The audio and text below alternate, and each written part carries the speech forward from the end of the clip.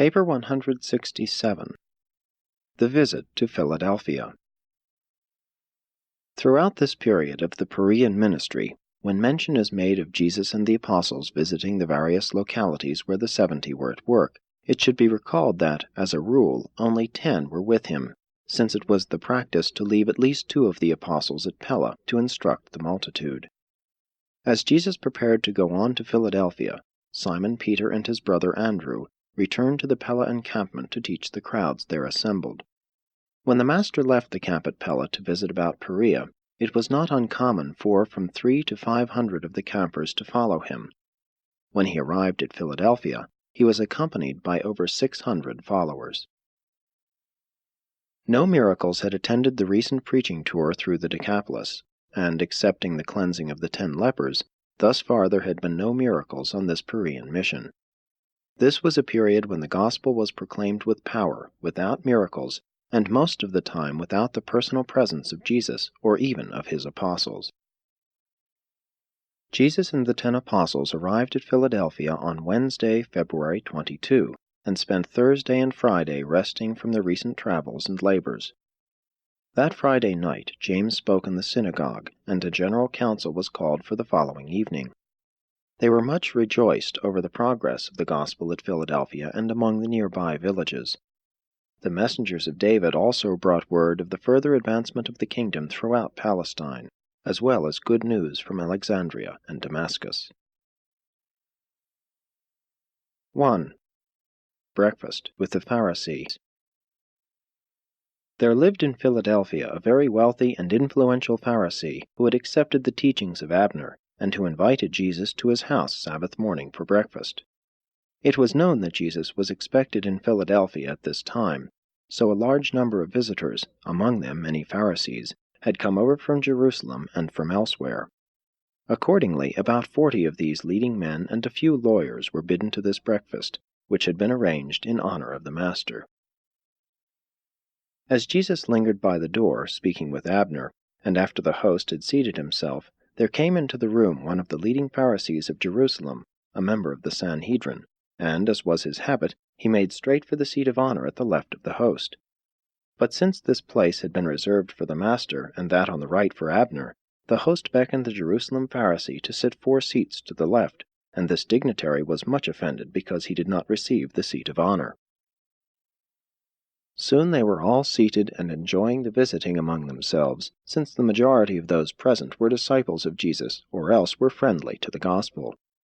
Only his enemies took notice of the fact that he did not observe the ceremonial washing of his hands before he sat down to eat. Abner washed his hands at the beginning of the meal, but not during the serving.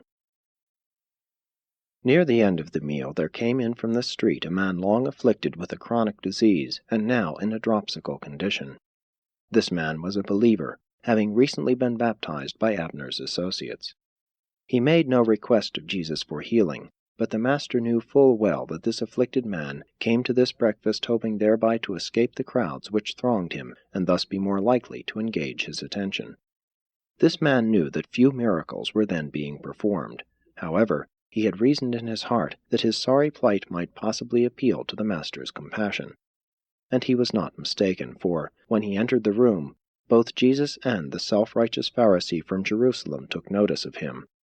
The Pharisee was not slow to voice his resentment that such a one should be permitted to enter the room. But Jesus looked upon the sick man, and smiled so benignly that he drew near and sat down upon the floor. As the meal was ending, the Master looked over his fellow guests, and then, after glancing significantly at the man with dropsy, said, "My friends, teachers in Israel, and learned lawyers, I would like to ask you a question. Is it lawful to heal the sick and afflicted on the Sabbath day, or not?" But those who were there present knew Jesus too well. They held their peace. They answered not his question. Then went Jesus over to where the sick man sat, and, taking him by the hand, said, "Arise, and go your way. You have not asked to be healed, but I know the desire of your heart and the faith of your soul." Before the man left the room, Jesus returned to his seat and, addressing those at the table, said, "Such works my Father does, not to tempt you into the kingdom, but to reveal himself to those who are already in the kingdom. you can perceive that it would be like the Father to do just such things, because which one of you, having a favorite animal that fell in the well on the Sabbath day, would not go right out and draw him up? And since no one would answer him, and inasmuch as his host evidently approved of what was going on, Jesus stood up and spoke to all present. My brethren, when you are bidden to a marriage feast, sit not down in the chief seat, lest perchance a more honored man than you has been invited, and the host will have to come to you and request that you give your place to this other and honored guest. In this event, with shame you will be required to take a lower place at the table. When you are bidden to a feast, it would be the part of wisdom, on arriving at the festive table, to seek for the lowest place and take your seat therein, so that, when the host looks over the guests, he may say to you, My friend, why sit in the seat of the least? Come up higher. And thus will such a one have glory in the presence of his fellow guests. Forget not, every one who exalts himself shall be humbled, while he who truly humbles himself shall be exalted. Therefore, when you entertain at dinner or give a supper, invite not always your friends, your brethren, your kinsmen, or your rich neighbors, that they in return may bid you to their feasts, and thus will you be recompensed. When you give a banquet, sometimes bid the poor, the maimed, and the blind. In this way you shall be blessed in your heart, for you well know that the lame and the halt cannot repay you for your loving ministry. 2. Parable of the Great Supper.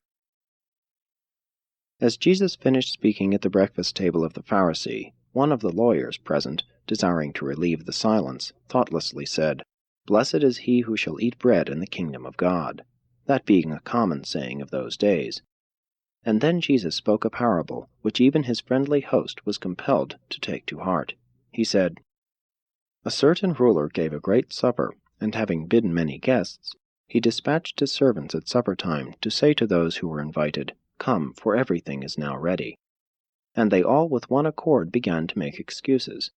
The first said, I have just bought a farm, and I must needs go to prove it. I pray you have me excused. Another said, I have bought 5 yoke of oxen, and I must go to receive them. I pray you have me excused. And another said, I have just married a wife, and therefore I cannot come. So the servants went back and reported this to their master. When the master of the house heard this, he was very angry, and turning to his servants, he said, I have made ready this marriage feast, the fatlings are killed, and all is in readiness for my guests, but they have spurned my invitation.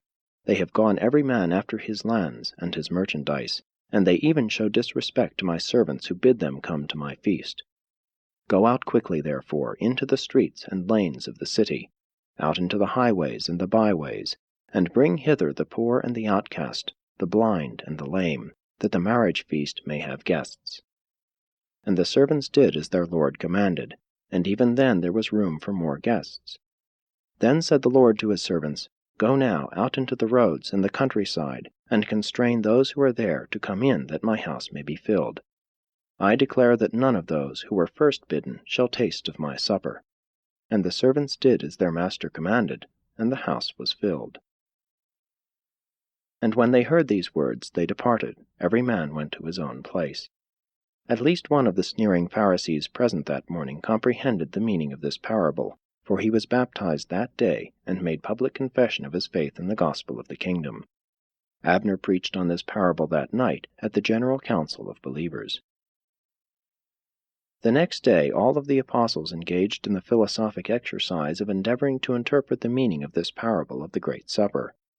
Though Jesus listened with interest to all of these differing interpretations, he steadfastly refused to offer them further help in understanding the parable. He would only say, Let every man find out the meaning for himself and in his own soul. 3.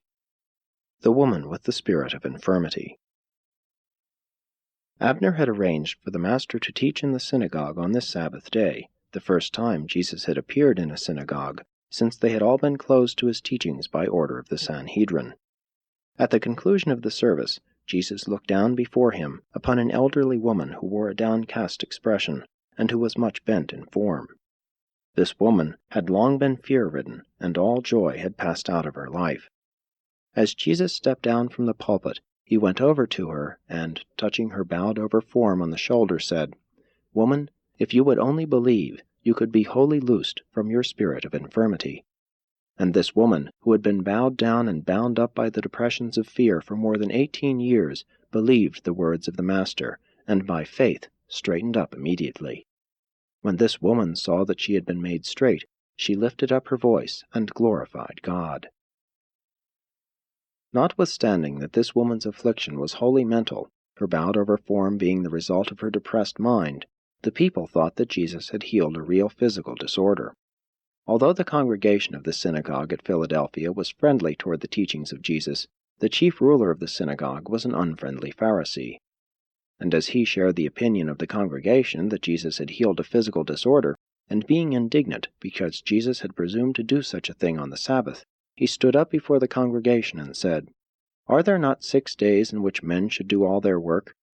In these working days come, therefore, and be healed, but not on the Sabbath day."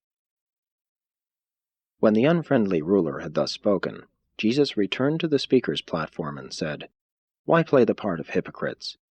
Does not every one of you, on the Sabbath, loose his ox from the stall, and lead him forth for watering? If such a service is permissible on the Sabbath day, should not this woman, a daughter of Abraham who has been bound down by evil these 18 years, be loosed from this bondage, and led forth to partake of the waters of liberty and life, even on this Sabbath day?" And as the woman continued to glorify God, his critic was put to shame, and the congregation rejoiced with her that she had been healed. As a result of his public criticism of Jesus on this Sabbath, the chief ruler of the synagogue was deposed, and a follower of Jesus was put in his place. Jesus frequently delivered such victims of fear from their spirit of infirmity, from their depression of mind, and from their bondage of fear. But the people thought that all such afflictions were either physical disorders or possession of evil spirits. Jesus taught again in the synagogue on Sunday, and many were baptized by Abner at noon on that day, in the river which flowed south of the city.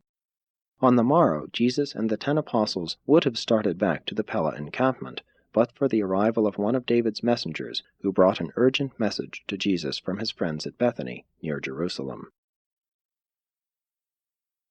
4. The message from Bethany. Very late on Sunday night, February 26, a runner from Bethany arrived at Philadelphia, bringing a message from Martha and Mary which said, "Lord, he whom you love is very sick." This message reached Jesus at the close of the evening conference, and just as he was taking leave of the apostles for the night. At first, Jesus made no reply. There occurred one of those strange interludes, a time when he appeared to be in communication with something outside of and beyond himself. And then, looking up, he addressed the messenger in the hearing of the apostles, saying, "This sickness is really not to the death. Doubt not that it may be used to glorify God and exalt the Son." Jesus was very fond of Martha, Mary, and their brother Lazarus. He loved them with a fervent affection. His first and human thought was to go to their assistance at once, but another idea came into his combined mind. He had almost given up hope that the Jewish leaders at Jerusalem would ever accept the kingdom, but he still loved his people, and there now occurred to him a plan whereby the scribes and Pharisees of Jerusalem might have one more chance to accept his teachings, and he decided, his Father willing, to make this last appeal to Jerusalem the most profound and stupendous outward working of his entire earth career. The Jews clung to the idea of a wonder-working deliverer, and though he refused to stoop to the performance of material wonders or to the enactment of temporal exhibitions of political power, he did now ask the Father's consent for the manifestation of his hitherto unexhibited power over life and death. The Jews were in the habit of burying their dead on the day of their demise. This was a necessary practice in such a warm climate. It often happened that they put in the tomb one who was merely comatose, so that on the 2nd or even the 3rd day such a one would come forth from the tomb. But it was the belief of the Jews that, while the spirit or soul might linger near the body for 2 or 3 days, it never tarried after the 3rd day, that decay was well advanced by the 4th day, and that no one ever returned from the tomb after the lapse of such a period. And it was for these reasons that Jesus tarried yet 2 full days in Philadelphia before he made ready to start for Bethany. Accordingly, early on Wednesday morning he said to his apostles, "Let us prepare at once to go into Judea again." And when the apostles heard their master say this, they drew off by themselves for a time to take counsel of one another. James assumed the direction of the conference, and they all agreed that it was only folly to allow Jesus to go again into Judea, and they came back as one man and so informed him. Said James, "Master, you were in Jerusalem a few weeks back, and the leaders sought your death, while the people were minded to stone you. At that time you gave these men their chance to receive the truth, and we will not permit you to go again into Judea." Then said Jesus, "But do you not understand that there are 12 hours of the day in which work may safely be done? If a man walks in the day, he does not stumble, inasmuch as he has light. If a man walks in the night, he is liable to stumble, since he is without light. As long as my day lasts, I fear not to enter Judea. I would do one more mighty work for these Jews. I would give them one more chance to believe, even on their own terms, conditions of outward glory and the visible manifestation of the power of the Father and the love of the Son. Besides, do you not realize that our friend Lazarus has fallen asleep, and I would go to awaken him out of this sleep?" Then said one of the apostles, "Master, if Lazarus has fallen asleep, then he will the more surely recover." It was the custom of the Jews at that time to speak of death as a form of sleep, but as the apostles did not understand that Jesus meant that Lazarus had departed from this world, he now said plainly, "Lazarus is dead. And I am glad for your sakes, even if the others are not thereby saved, that I was not there, to the end that you shall now have new cause to believe in me, and by that which you will witness, you should all be strengthened in preparation for that day when I shall take leave of you, and go to the Father." When they could not persuade him to refrain from going into Judea, and when some of the apostles were loath even to accompany him, Thomas addressed his fellows, saying, "We have told the Master our fears, but he is determined to go to Bethany. I am satisfied it means the end. They will surely kill him. But if that is the Master's choice, then let us acquit ourselves like men of courage. Let us go also, that we may die with him." And it was ever so. In matters requiring deliberate and sustained courage, Thomas was always the mainstay of the 12 apostles. 5. On the way to Bethany. On the way to Judea, Jesus was followed by a company of almost 50 of his friends and enemies. At their noon lunchtime on Wednesday, he talked to his apostles and this group of followers on the terms of salvation, and at the end of this lesson told the parable of the Pharisee and the publican, a tax collector. Said Jesus, "You see, then, that the Father gives salvation to the children of men, and this salvation is a free gift to all who have the faith to receive sonship in the divine family. There is nothing man can do to earn this salvation. Works of self-righteousness cannot buy the favor of God, and much praying in public will not atone for lack of living faith in the heart. Men you may deceive by your outward service, but God looks into your souls. What I am telling you is well illustrated by 2 men who went into the temple to pray, the one a Pharisee, and the other a publican. The Pharisee stood and prayed to himself, "O God, I thank you that I am not like the rest of men, extortioners, unlearned, unjust, adulterers, or even like this publican. I fast twice a week. I give tithes of all that I get." But the publican, standing afar off, would not so much as lift his eyes to heaven, but smote his breast, saying, "God be merciful to me, a sinner." I tell you that the publican went home with God's approval, rather than the Pharisee. For every one who exalts himself shall be humbled, but he who humbles himself shall be exalted. That night in Jericho, the unfriendly Pharisees sought to entrap the Master by inducing him to discuss marriage and divorce, as did their fellows one time in Galilee. But Jesus artfully avoided their efforts to bring him into conflict with their laws concerning divorce. As the publican and the Pharisee illustrated good and bad religion, their divorce practices served to contrast the better marriage laws of the Jewish code with the disgraceful laxity of the Pharisaic interpretations of these Mosaic divorce statutes. The Pharisee judged himself by the lowest standard, the publican squared himself by the highest ideal. Devotion to the Pharisee was a means of inducing self-righteous inactivity and the assurance of false spiritual security. Devotion to the publican was a means of stirring up his soul to the realization of the need for repentance, confession, and the acceptance, by faith, of merciful forgiveness. The Pharisees sought justice, the publicans sought mercy. The law of the universe is, "Ask and you shall receive, seek and you shall find." Though Jesus refused to be drawn into a controversy with the Pharisees concerning divorce, he did proclaim a positive teaching of the highest ideals regarding marriage. He exalted marriage as the most ideal and highest of all human relationships. Likewise, he intimated strong disapproval of the lax and unfair divorce practices of the Jerusalem Jews, who, at that time, permitted a man to divorce his wife for the most trifling of reasons, such as being a poor cook, a faulty housekeeper, or for no better reason than that he had become enamored of a better-looking woman. The Pharisees had even gone so far as to teach that divorce of this easy variety was a special dispensation granted the Jewish people, particularly the Pharisees. And so, while Jesus refused to make pronouncements dealing with marriage and divorce, he did most bitterly denounce these shameful floutings of the marriage relationship and pointed out their injustice to women and children. He never sanctioned any divorce practice which gave man any advantage over woman. The Master countenanced only those teachings which accorded women equality with men. Although Jesus did not offer new mandates governing marriage and divorce, he did urge the Jews to live up to their own laws and higher teachings. He constantly appealed to the written scriptures in his effort to improve their practices along these social lines. While thus upholding the high and ideal concepts of marriage, Jesus skillfully avoided clashing with his questioners about the social practices represented by either their written laws or their much-cherished divorce privileges. It was very difficult for the apostles to understand the Master's reluctance to make positive pronouncements relative to scientific, social, economic, and political problems.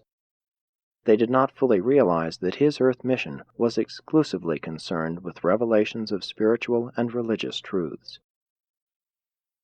After Jesus had talked about marriage and divorce, later on that evening, his apostles privately asked many additional questions, and his answers to these inquiries relieved their minds of many misconceptions. At the conclusion of this conference, Jesus said, "Marriage is honorable and is to be desired by all men. The fact that the Son of Man pursues his earth mission alone is in no way a reflection on the desirability of marriage. That I should so work is the Father's will, but this same Father has directed the creation of male and female, and it is the divine will that men and women should find their highest service and consequent joy in the establishment of homes for the reception and training of children, in the creation of whom these parents become co-partners with the makers of heaven and earth. And for this cause shall a man leave his father and mother, and shall cleave to his wife, and they two shall become as one." And in this way Jesus relieved the minds of the apostles of many worries about marriage, and cleared up many misunderstandings regarding divorce. At the same time he did much to exalt their ideals of social union, and to augment their respect for women and children, and for the home. 6. Blessing the little children. That evening, Jesus' message regarding marriage and the blessedness of children spread all over Jericho, so that the next morning, long before Jesus and the apostles prepared to leave, even before breakfast time, scores of mothers came to where Jesus lodged, bringing their children in their arms and leading them by their hands, and desired that he bless the little ones. When the apostles went out to view this assemblage of mothers with their children, they endeavored to send them away, but these women refused to depart until the Master laid his hands on their children and blessed them. And when the apostles loudly rebuked these mothers, Jesus, hearing the tumult, came out and indignantly reproved them, saying, "Suffer little children to come to me, forbid them not, for of such is the kingdom of heaven. Verily, verily, I say to you, whosoever receives not the kingdom of God as a little child shall hardly enter therein to grow up to the full stature of spiritual manhood." And when the Master had spoken to his apostles, he received all of the children, laying his hands on them, while he spoke words of courage and hope to their mothers. Jesus often talked to his apostles about the celestial mansions, and taught that the advancing children of God must there grow up spiritually, as children grow up physically on this world. And so does the sacred oftentimes appear to be the common, as on this day these children and their mothers little realized that the onlooking intelligences of Nebadon beheld the children of Jericho playing with the Creator of a universe. Woman's status in Palestine was much improved by Jesus' teaching, and so it would have been throughout the world if his followers had not departed so far from that which he painstakingly taught them. It was also at Jericho, in connection with the discussion of the early religious training of children in habits of divine worship, that Jesus impressed upon his apostles the great value of beauty as an influence leading to the urge to worship, especially with children. The Master by precept and example taught the value of worshiping the Creator in the midst of the natural surroundings of creation. He preferred to commune with the Heavenly Father amidst the trees and among the lowly creatures of the natural world. He rejoiced to contemplate the Father through the inspiring spectacle of the starry realms of the Creator's sons. When it is not possible to worship God in the tabernacles of nature, men should do their best to provide houses of beauty, sanctuaries of appealing simplicity and artistic embellishment, so that the highest of human emotions may be aroused in association with the intellectual approach to spiritual communion with God. Truth, beauty, and holiness are powerful and effective aids to true worship. But spirit communion is not promoted by mere massive ornateness and overmuch embellishment with man's elaborate and ostentatious art. Beauty is most religious when it is most simple and nature-like. How unfortunate that little children should have their first introduction to concepts of public worship in cold and barren rooms, so devoid of the beauty appeal, and so empty of all suggestion of good cheer and inspiring holiness.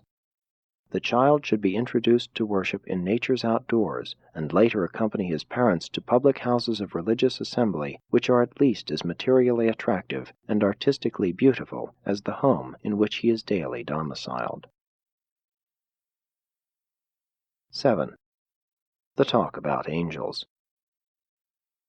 As they journeyed up the hills from Jericho to Bethany, Nathanael walked most of the way by the side of Jesus, and their discussion of children in relation to the kingdom of heaven led indirectly to the consideration of the ministry of angels. Nathanael finally asked the Master this question: Seeing that the high priest is a Sadducee, and since the Sadducees do not believe in angels, what shall we teach the people regarding the heavenly ministers? Then, among other things, Jesus said, The angelic hosts are a separate order of created beings. They are entirely different from the material order of mortal creatures, and they function as a distinct group of universe intelligences. Angels are not of that group of creatures called the sons of God in the Scriptures, neither are they the glorified spirits of mortal men who have gone on to progress through the mansions on high. Angels are a direct creation, and they do not reproduce themselves. The angelic hosts have only a spiritual kinship with the human race. As man progresses in the journey to the Father in paradise, he does traverse a state of being at one time analogous to the state of the angels, but mortal man never becomes an angel. The angels never die, as man does. The angels are immortal unless, perchance, they become involved in sin, as did some of them with the deceptions of Lucifer. The angels are the spirit servants in heaven, and they are neither all-wise nor all-powerful. But all of the loyal angels are truly pure and holy. And do you not remember that I said to you once before that, if you had your spiritual eyes anointed, you would then see the heavens opened, and behold the angels of God ascending and descending? It is by the ministry of the angels that one world may be kept in touch with other worlds. For have I not repeatedly told you that I have other sheep not of this fold? And these angels are not the spies of the spirit world, who watch upon you and then go forth to tell the Father the thoughts of your heart, and to report on the deeds of the flesh. The Father has no need of such service, inasmuch as his own Spirit lives within you. But these angelic spirits do function to keep one part of the heavenly creation informed concerning the doings of other and remote parts of the universe. And many of the angels, while functioning in the government of the Father and the universes of the sons, are assigned to the service of the human races. When I taught you that many of these seraphim are ministering spirits, I spoke not in figurative language, nor in poetic strains. And all this is true, regardless of your difficulty in comprehending such matters. Many of these angels are engaged in the work of saving men, for have I not told you of the seraphic joy when one soul elects to forsake sin and begin the search for God? I did even tell you of the joy in the presence of the angels of heaven over one sinner who repents, thereby indicating the existence of other and higher orders of celestial beings who are likewise concerned in the spiritual welfare and with the divine progress of mortal man. Also are these angels very much concerned with the means whereby man's spirit is released from the tabernacles of the flesh, and his soul escorted to the mansions in heaven. Angels are the sure and heavenly guides of the soul of man during that uncharted and indefinite period of time which intervenes between the death of the flesh and the new life in the spirit abodes. And he would have spoken further with Nathanael regarding the ministry of angels, but he was interrupted by the approach of Martha, who had been informed that the Master was drawing near to Bethany by friends who had observed him ascending the hills to the east, and she now hastened to greet him.